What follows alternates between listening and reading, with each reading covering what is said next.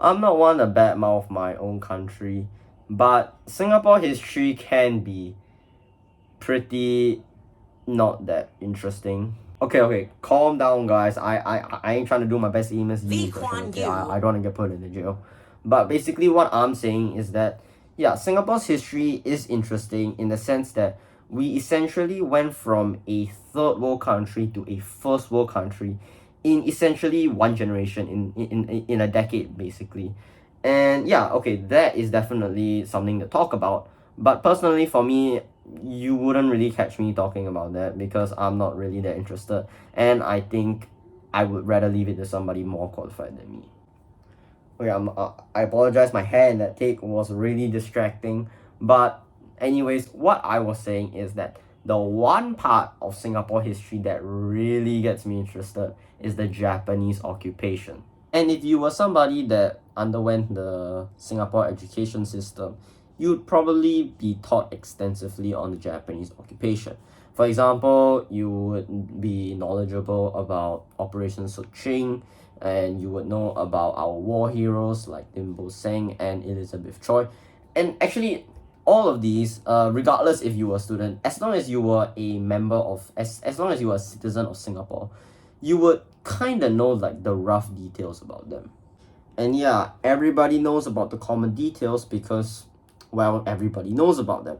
But I don't really like talking about stuff that everybody knows. I would rather talk about things that not a lot of people knows, which is why in this video I went ahead and collected all the rather unknown incidents that happened during the Japanese occupation, as well as go through other details about it. I'm in new shirt, but okay, anyways. First incident, Selerang Barracks. During the Japanese occupation, Changi Prison was a highly populated POW camp, and after it got a little too overpopulated, the Japanese decided to convert Selerang Barracks into a holding and housing area for those extra POWs.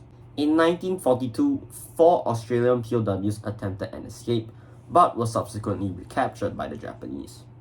The Japanese responded to this insubordination by having all POWs on the Changi Peninsula to sign a no-escape pledge.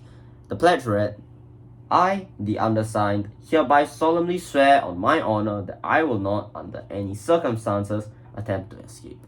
The soldiers didn't really take this request too kindly, mainly because they saw it as their right to escape. Because under the Geneva Convention, POWs are actually allowed to escape, and should they be recaptured by whoever's running the prison, they were not to be punished. To be fair, though Japan did sign the 1929 Geneva Convention for the sick and wounded, they failed to ratify it, which basically meant that they didn't really stick to it and so were not bound to its rules. However, they did sign the 1907 Hague Convention. I don't know if I'm pronouncing that, but yeah, they did sign that, which basically provided humane treatment for POWs. But judging by past incidents, I don't think that Japan really cares for these kinds of war treaties. Not impressed by this act of defiance, the Japanese decided that the best course of action in getting those signatures was to cram all 17,000 POWs in the Changi Peninsula into Selerang Barracks. And Selerang Barracks was only meant to hold up to a maximum of 1,200 people. So you had 17,000 people just crammed into a spot that was only meant to hold 1.2k people. And as you can imagine, conditions were not exactly ideal.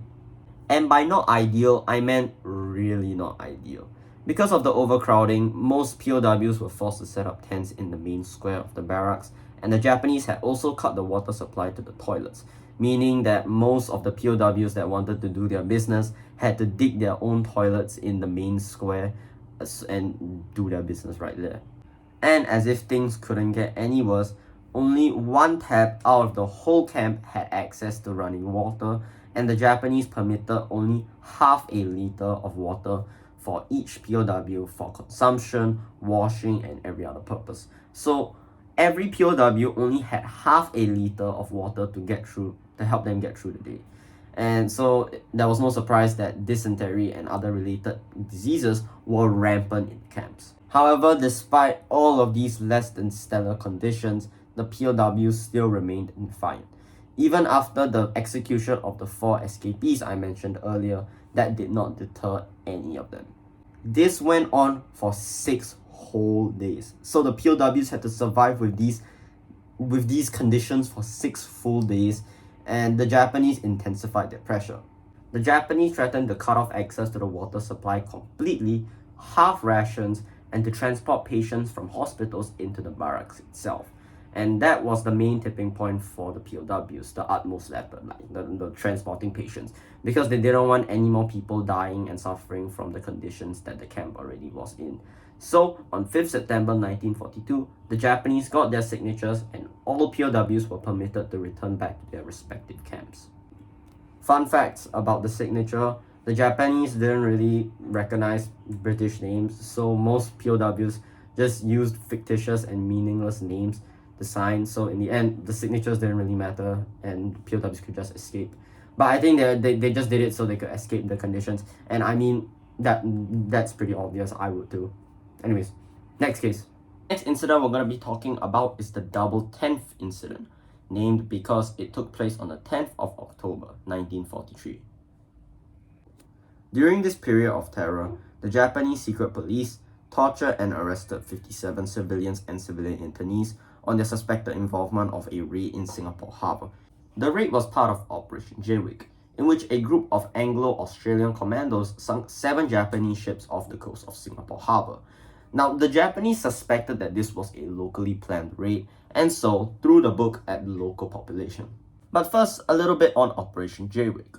Operation Jaywick was led by a group of Anglo-Australians, led by a Lieutenant Colonel Ivan Lyon, I probably butchered that, who sailed from Western Australia to the coast of Singapore under the cover of a Japanese fishing boat. Once they reached the harbour of Singapore, they got into paddling boats and used a type of explosive called limpet mines and blew up 7 Japanese ships, and they rendezvoused back into the Japanese fishing boat.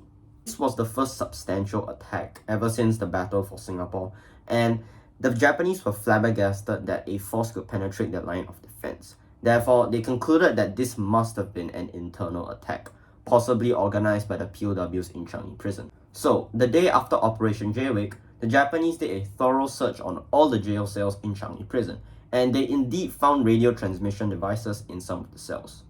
However, these devices were entirely unrelated to Operation Jaywick and were mainly used to just keep up with the BBC and the state of the war. But the Japanese didn't know that, and they instead saw it as incriminating evidence that there was some local involvement in Operation Jaywick, and so began the period of terror and arrests and torture and all that jazz. Suspects were hauled straight from their homes or workplaces and brought to the old YMCA building, which, if you didn't know, was the secret police's HQ. During this period, 57 civilians and civilian internees were arrested and tortured based on their suspected involvement on a raid in Singapore Harbour. However, these civilians and civilian internees had nothing to do with Operation Jaywick.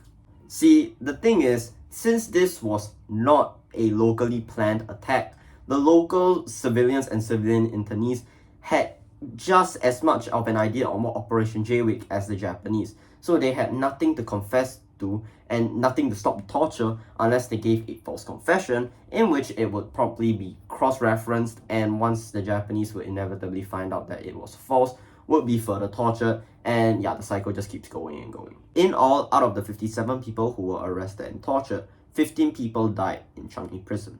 Fun fact, our famous war hero Elizabeth Choi was one of those victims during the Double 10th incident.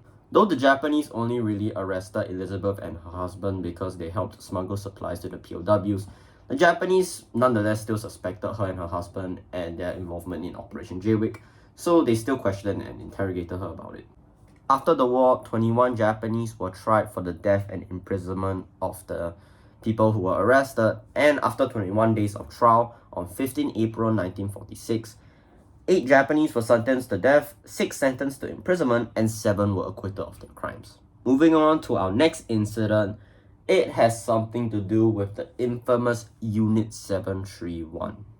Now, a lot of Germany's war crimes were pretty well publicized, prime example being the Holocaust and how they treated Jews, but the Japanese really should be the one getting most of the attention with a lot of their war crimes, and Unit 731 is the textbook example. Well, Unit 731 had a branch in Singapore, dubbed OKA 9420.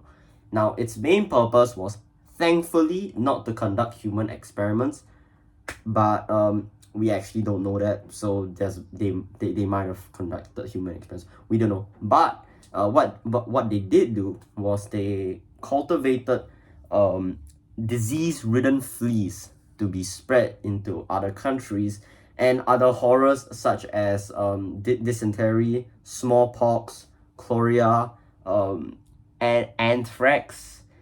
Yeah, so in other words, they were responsible for biological warfare. So I don't know if that's any better. According to a researcher by the name of Lim Xiaobin, the process would go something like this.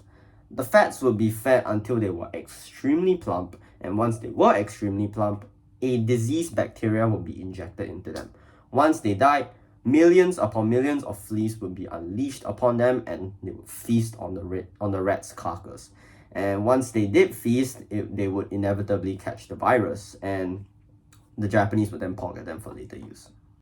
The Japanese would later use these fleas in their invasion of China, and noting that 5 grams of fleas could kill up to 600 people, and 10,000 rats could yield up to 10 kilograms of fleas. So yeah, it's pretty serious. Those things could pack a serious punch. According to the Straits Times in 1940, records show that the bubonic plague killed up to 3,000 people in the Jilin province. I am butchering that 100%. And 9,000 people in the Zhejiang province in October that same year. So yeah, like I said previously, it was pretty dangerous. Singapore's tropical climate was ideal for breeding these types of rats and fleas. So that's why Singapore and I guess and I think a bit of Malaya was also chose to be the base of operation. But Singapore and Malaya lacked the right amount of rats, so they did have to import them from Japan in airplanes. Ironically, OKA 9420 claimed to be a unit that helped prevent the spread of diseases in Singapore. And hell, maybe it was the case, since I couldn't really find anything that directly stated that Singapore was a main target in testing out the biowarfare. And hey, maybe they were actually doing Singapore a service by removing the rats from Singapore, from the Singapore streets, albeit for their own nefarious purposes. OKA 9420's facilities were located at Singapore General Hospital, as well as the College of Medicine building along College Road. If you were hoping for justice, you'd be sorely disappointed. Because after the war, the Americans wanted the data that Unit 731 did from those human experiments, and in exchange, the US will grant full immunity from prosecution should they give the data. And obviously, the Japanese at Unit 731 took that deal. So yeah, a lot of them escaped justice. And since OKA 9420 was a branch of Unit 731, I'm willing to bet that at least some of them got that same deal. Our former cultural minister Othman Wok did actually work as a lab assistant for OKA 9420. In his biography, he stated that he worked as a lab assistant, and his job was to check rats for fleas, which his colleagues would then collect the fleas and bring it to the lab. The Japanese did also burn most of their evidence, so there's no concrete solid proof that some of the things that we claim to happen may actually happen, which is why we actually don't know for sure if human experiments did actually happen. Pretty unlikely, but I don't know, man. I might be completely wrong. But anyways, yeah, that's OKA 9420, and that's Unit 731's presence in Singapore. A horrible unit. Biowarfare is why couldn't Unit 731 get the same notoriety as... Yeah, okay, moving on. Okay, so I've been sick as a dog for the past day. I was supposed to finish recording this yesterday, but here we are. Okay, I just want to wrap this up. So the last I guess detail we're gonna be talking about is not necessarily a war crime. It's gonna be talking about a figure, and he isn't necessarily a war criminal per se, but he definitely was influential during the Japanese occupation, and that is this man right here, Mamorou Shinozaki, I think, yeah. The main reason why Mamorou Shinozaki was dubbed Singapore's Schlinder was because he allegedly distributed 20 to 30,000 safe passengers tickets to the locals to avoid them being tortured and arrested by the Japanese secret police. And we'll get into that more in depth later on in the video. But yeah, that's why he was mainly called the Singapore Schlinder. Mothership and other general sources that I've read from portrayed Mamorou as this sacrificial hero who, once he saw all the terrible things that the Japanese did to the locals, decided to have a change of heart and step up and save those people. And while that may be true in some aspects, they did fail to mention some of the more shadier things Mamorou has done, which is what we're gonna go through now. But first, a bit of background on Mamorou Shinozaki. Mamorou was originally a Japanese spy sent to Malaya in 1940. However, he was caught by the Brits and imprisoned for espionage. Once Singapore surrendered on 15 February 1942, Mamorou got broken out by the Japanese army and went on to work as an interpreter and special advisor for the Japanese secret police.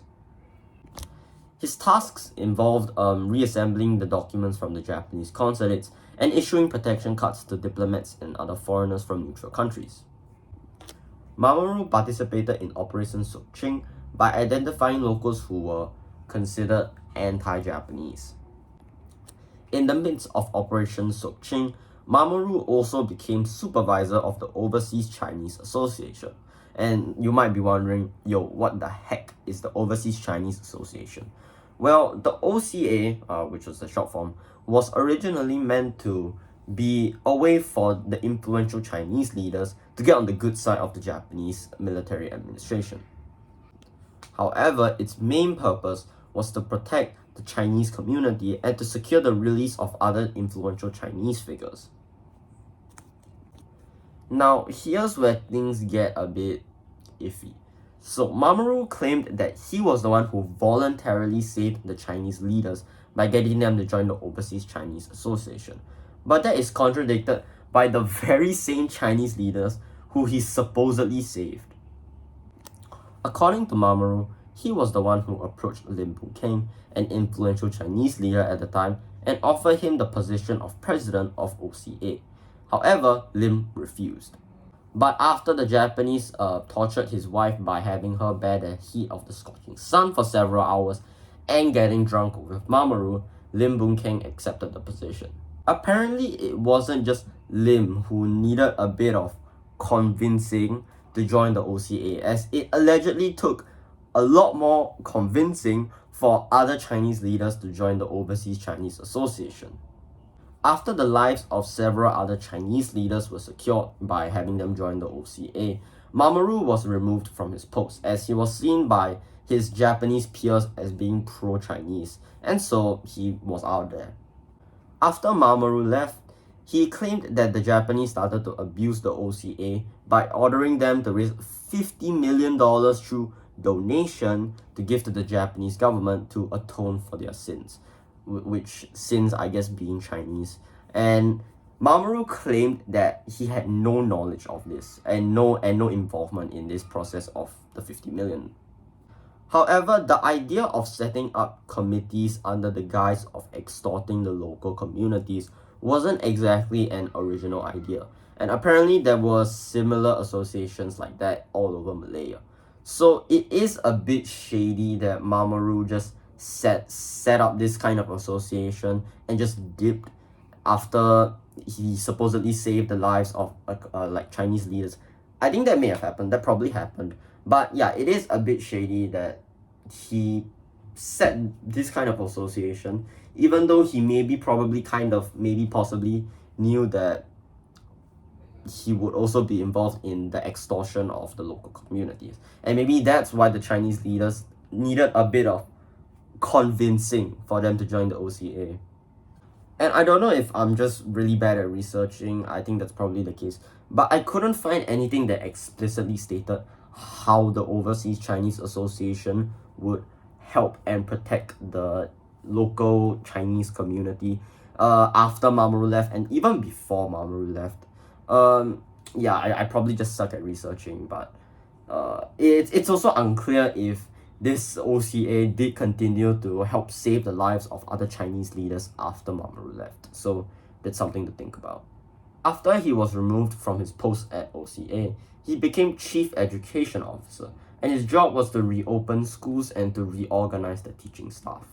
In 1985, a colleague of Mamorou at the time noted that Mamorou helped to soften the directives from the military to accommodate the teachers better, like having the military return previously occupied schools back to the teachers to reopen them for teaching.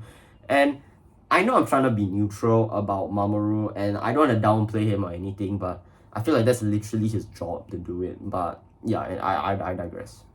In August of 1942, Mamorou became Chief Welfare Officer, and his job was to apparently help the unemployed, provide financing, hold events which contributed to the welfare of the civilians, protect the civilians from the Japanese army or the secret police, and other miscellaneous tasks.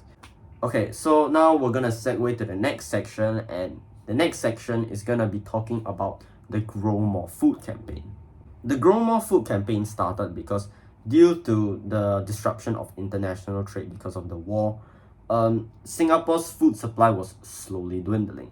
And because of that, the Japanese encouraged all locals to start farming their own food, start planting their own food, and to utilize every square land of Singapore and use it for farming. And even the freaking Istana wasn't spared, and food was grown right there. And to prevent congestion in the main city of Singapore, the Japanese decided to send locals out of Singapore and to Johor and Malaya, to send locals to the north of Singapore and into Malaya, and to expand the amount of food to be grown.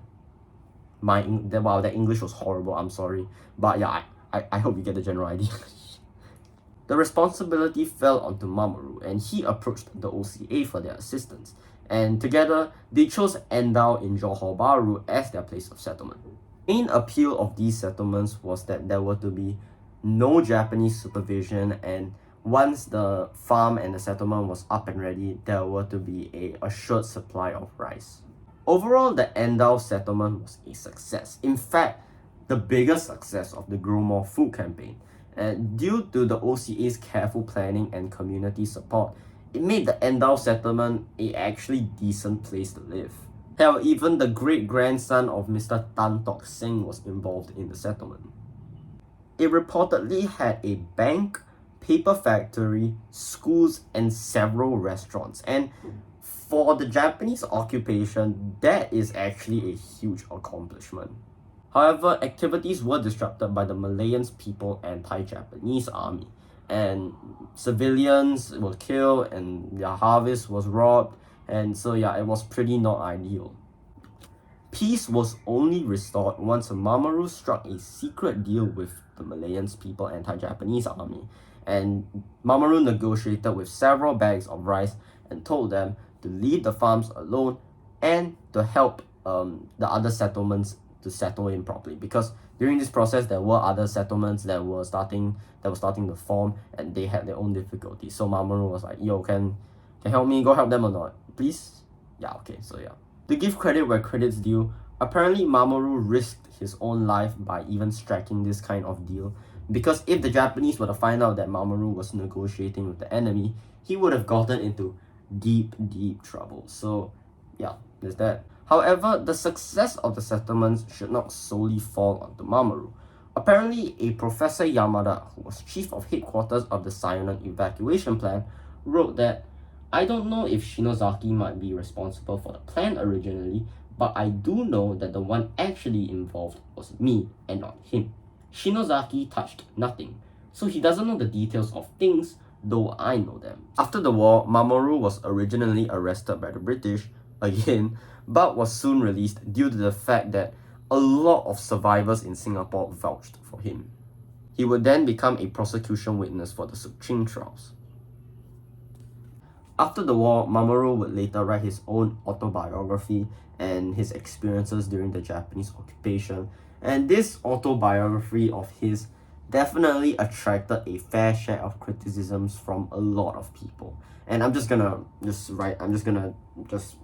read it out. So he was known to downplay the actual figures of the killings during the Japanese occupation, and stood up for his fellow Japanese comrades by claiming that they were kind-hearted in nature and that the reason why they did what they had to do was because they were just following orders. And he was also criticized for his role in the occupation as somebody who helped the Japanese identify anti-Japanese people, and how he now had blood on his hands for helping the Japanese to terrorize the locals.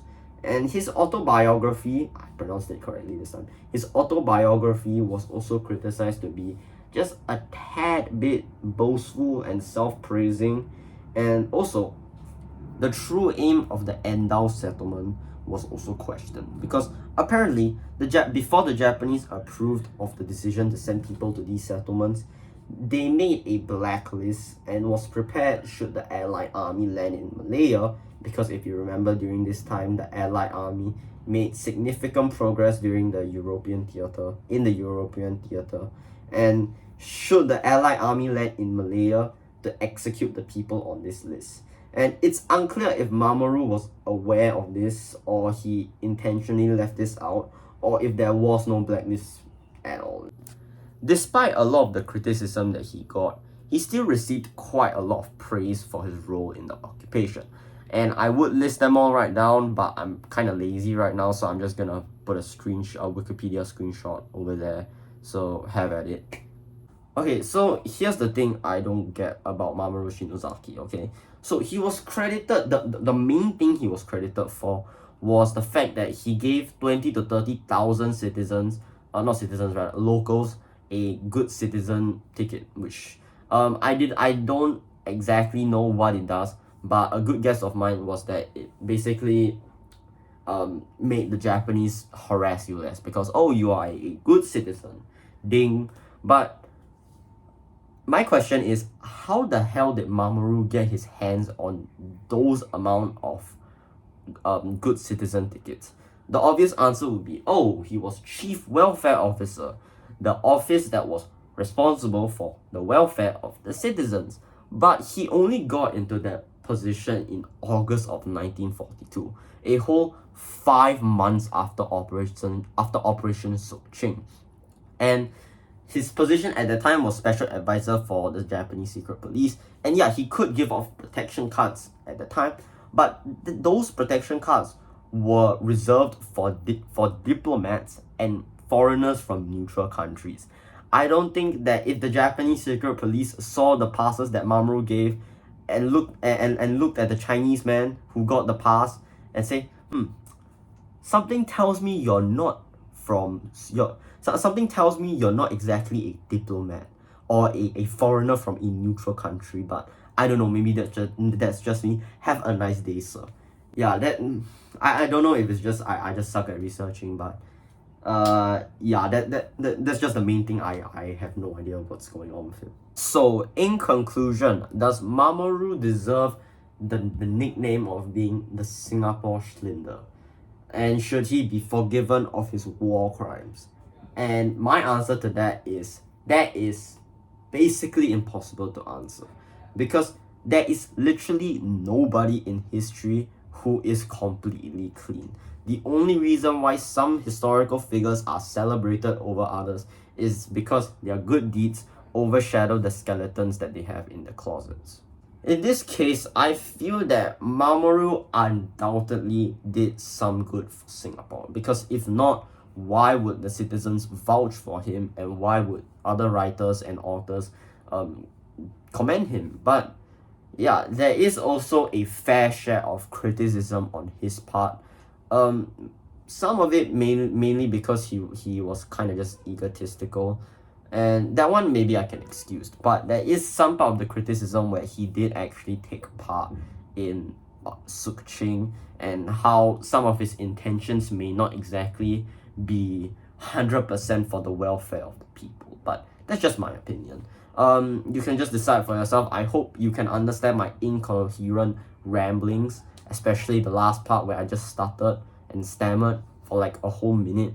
But yeah, that will conclude this video. I hope you learned a bit more about the Japanese occupation, because I sure did when I was researching this, and I thoroughly enjoyed it. Definitely a bit more taxing than my true crime series. I wouldn't call it a series, but my true crime videos. And yeah, that's gonna be it from me. Thank you, and see ya, noobs.